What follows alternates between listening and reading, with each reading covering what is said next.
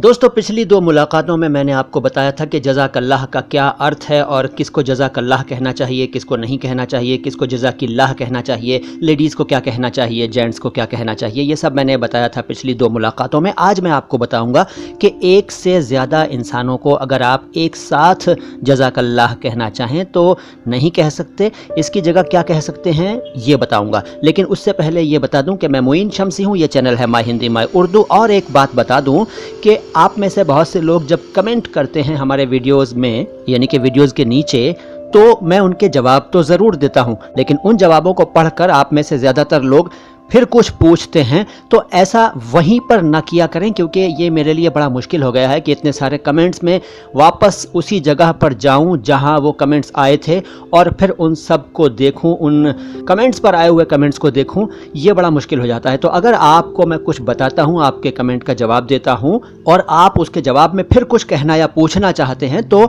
नया कमेंट किया करें, भले ही किसी भी वीडियो के नीचे कर दें, लेकिन नया कमेंट किया करें, क्योंकि मेरे लिए बड़ा मुश्किल हो गया है पुराने कमेंट्स में दोबारा जाकर ढूंढना और फिर आपकी बातों का जवाब देना।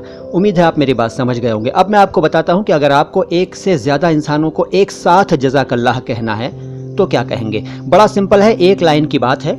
अगर आप एक से ज़्यादा लोगों को जज़ाकल्लाह कहना चाहते हैं तो जज़ाकल्लाह मत कहिए, बल्कि जज़ाकुमुल्लाह कहिए। जज़ाकुमुल्लाह, जज़ाकुमुल्लाह के अलावा जज़ाकुमुल्लाह खैर कह सकते हैं, जज़ाकुमुल्लाह खैरा कह सकते हैं, जज़ाकुमुल्लाह खैरन कसीरा कह सकते हैं। सिंपल सी बात है, आप समझ गए हैं कि कुमुल्लाह शब्द का इस्तेमाल करना है जज़ाकल्लाह में, जज़ाकल्लाह नहीं, जज़ाकुमुल्लाह।